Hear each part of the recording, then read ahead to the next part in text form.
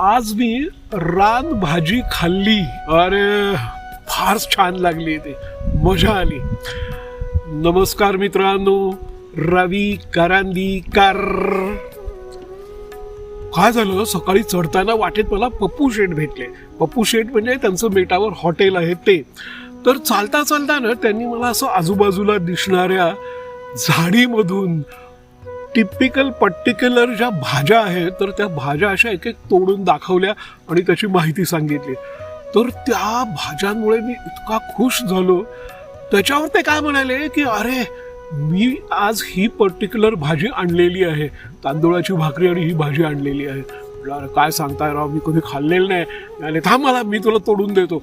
म्हणून चालताना त्यांनी बरोबर त्या गवतामधनं ती भाजी बरोबर शोधून काढली, तोडली आणि अशी एक छोटी भाजीची गडी करून, नाही काय म्हणतात भाजीची काय म्हणतात ते काय म्हणतात ते, तर ती करून ते बरोबर घेऊन आले. मग मेटावर त्यांच्या हॉटेलमध्ये थांबल्यानंतर त्यांनी का कागदात गुंडाळून ती जुडी म्हणू वाटल्यास गड्डी गड्डी, अरे भाजीची गड्डी म्हणतो ना, तर एका कागदात गुंडाळून मला दिली. मग मी वर किल्ल्यावर गेल्यानंतर मी नेहमी चव्हाणांकडे जेवतो, तर चव्हाणांना सांगितलं की बघा ही माझी भाजी आणलेली आहे. तर ते मला अरे वा छान. मी म्हटलं मग द्या करून मला, मी म्हणजे पिठलं भाकरी खातो पण त्याच्याबरोबर मी भाजी खातो, आज मी कधीही खाल्लेलं नाहीये. मी म्हटलं अरे आमची तर फार आवडतीये, कशी करू, आमच्यासारखी करू का? म्हटलं करा, तुमच्यासारखी करा. मग असं भरपूर तेलामध्ये भरपूर लसूण मिरची घालून त्यांनी अशी चमचमीत आणि झणझणीत भाजी केली. ती भाजी आहे ना, ती साधारणतः राजगिऱ्याची भाजी, राजगिरा किंवा त्याला काय तांबडा माठ म्हणतात ना, तर ती राजगिऱ्याची भाजी जशी लागते ना तशी लागली.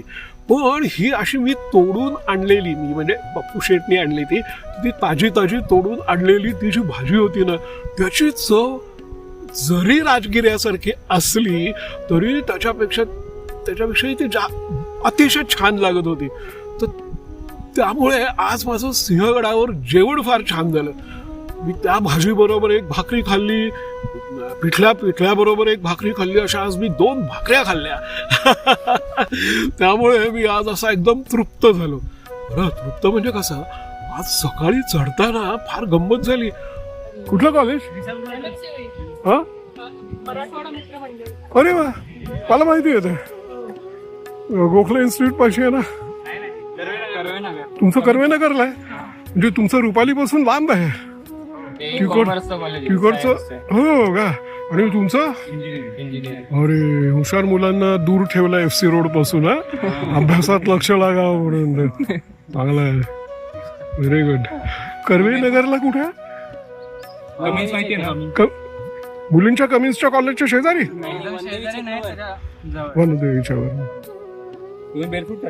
मला आवडतं, मला फार आवडतं. आता तुम्ही कॉलेजमधली मुलं आहात म्हणून तुम्हाला सांगतो, बूट घालून चालणं म्हणजे कंडोम वापरल्यासारखं वाटतं मला. तुमच्या लक्षात आलं असेल. चढताना ढग होते बरं का, पण पाऊस नव्हता. पप्पू शेठ ऊन, वा.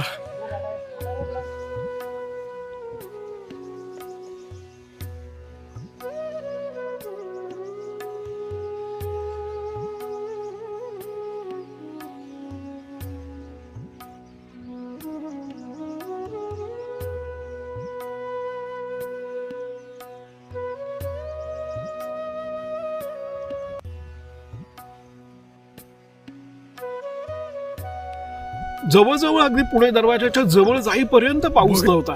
तर त्यामुळे चढायला इतकं सुंदर वातावरण होतं ना. मुलींनो, मी तुमचा व्हिडिओ काढतोय, या येस.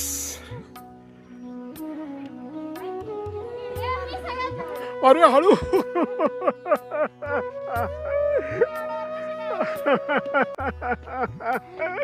कमाल आहे तुझी.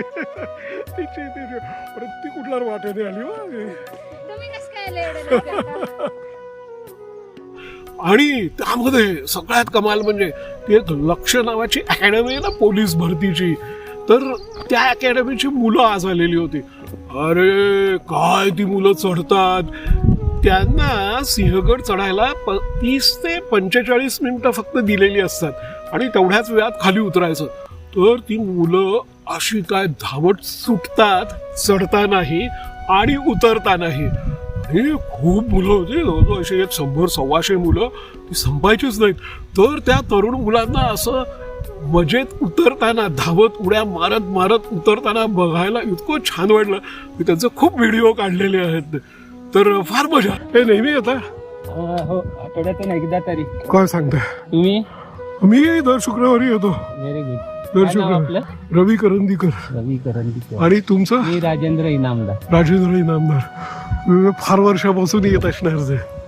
येतं म्हणजे तसं अधूनमधून. फार वर्ष नाही झाली, किती समजा तुम्ही 2011-12 पासून येतोय. हो ना. त्यावेळेला किती वय होतं? त्यावेळेस 11-12ला 50 वर्ष. हो ना. आता माझं 65 रनिंग आहे. हो, पण मग त्या 50व्या वर्षी सुरू केल्यामुळे 65-60 ओलांडताना अगदी म्हणजे एकदम फिट होता तुम्ही. किती वय? माझं 70 आहे. 70. पण मस्त एकदम. तुम्ही अनवाणीच येतात? अरे मला फार आवडतं अनवाणी. त्रास नाही, टोचत नाही? टोचतं ना, टोचतं, भरपूर टोचतं. काय आहे ते टोचलेलं सहन करण्याची सवय करणं आवश्यक आहे. अरे आजकाल आपलं लाईफ फार कम्फर्टेबल झालेलं आहे. आपल्याला थंडी सहन होत नाही, उकाडा सहन होत नाही, दुःख सहन होत नाही. अरे ती काय, मला तर हसू येतं. ते हसूनही वाईट वाटतं ते. पण म्हणजे NET परीक्षा नापास झाले म्हणून तरुण मुलं आत्महत्या करतात. याला काय अर्थ आहे? म्हणजे कशा करता? ये अरे ये ना, मी तर बघत असतो. या या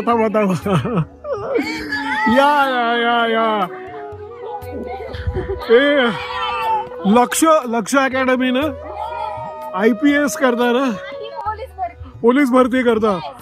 आता माझं असं मत आहे की सैनिकांपेक्षा जे सरहद्दीवर लढतात त्यांच्यापेक्षा तुमचं महत्व वाढलेलं आहे. हा ना. तर तुम्ही पोलीस भरती होताय, त्याच्यामुळे माझं पुढचं आयुष्य सुरक्षित राहील याची मला खात्री आहे. बाय. Yes bye. आली ते. तर त्यामुळे चढायला मजा आली, पाऊस नसल्यामुळे. पण पावसाळी हवा होती, ढग होते.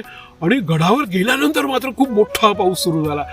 तो जवळजवळ 1-2 तास पडला, पण त्याच्यानंतर थांबला. कारण वारं असं सुटलं तर ना की पाऊस उडून गेला. मग गडावर फिरायला मजा आली. कारण मी गडावर फिरत होतो, पण म्हणजे मी तुम्हाला नेहमी सांगतो ना, गडावर म्हणजे काय होतं की ढगांच्या समुद्राच्या तळाशी मी होतो आणि त्या तळावरून मी फिरत होतो. त्यामुळे असं निश्चिंतपणाने मजेत, पाऊस नव्हता ना म्हणून मजेत असं गडावर फिरायला सुद्धा खूप मजा आली. आणि मी आज चक्क मी आज टिळकांच्या निवासस्थानापासून YouTube लाईव्ह केलं.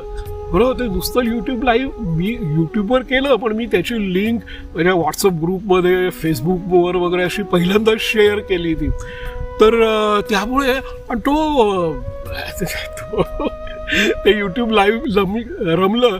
कारण नेमकं काय झालं की एक जण आला आणि त्यांनी DSK बद्दल एक कॉमेंट केली. मग काय, मला त्या DSK-वर बोलावं लागलं ते. पण आता त्याला नाईलाज आहे. पण व्यवस्थित लाईव्ह करता आलं, ह्याच्यामुळे मला अतिशय आनंद झाला. आणि त्या लाईव्हमध्ये मी एक सुधारणा पण केली. मी व्हॉट्सअपवर त्याची लिंक आधी शेड्यूल केलं आणि मी 2 वाजता करणार आहे असं शेड्यूल केलं आणि त्याची लिंक पाठवली. व्हॉट्सअपवर माझ्या ग्रुपवर पाठवली, त्याच्यानंतर फेसबुकवर पेस्ट केली. आणि मग लाईव्ह झाल्यानंतर त्या लाईव्ह बघण्याकरता त्याचं रेकॉर्डिंग जे असतं ना YouTubeवर, तर ते बघण्याकरता त्याची लिंक शेअर केली. तर असा मी आज काहीतरी वेगळा प्रकार केला. म्हणजे माझ्या या लाईव्हच्या जर्नीमध्ये एक मी नवीन सुधारणा केली. त्यामुळे मला खूप बरं वाटलं. आणि मग उतरताना असंच मध्ये जरा 1-2 वेळेला छोट्या सरी आल्या, पण त्या फार सुखावह होत्या, अतिशय सुखावह बरं का. म्हणजे मी रेनकोट घातलेला होता, पण रेनकोटची बऱ्याच वेळेला मी बटणं काढून टाकत होतो. सर यायला लागली की परत रेनकोट बंद करायचो. तर त्यामुळे आजचा सिंहगड चढायलाही, उतरायलाही, गडावर फिरायलाही अतिशय रम्य झाला, रम्य. आहाहाहा. तर येतो मग आता मी, चला. नमस्कार. हा बघा सिंहगड. कुठे सिंहगड? ढगात लपलेला आहे.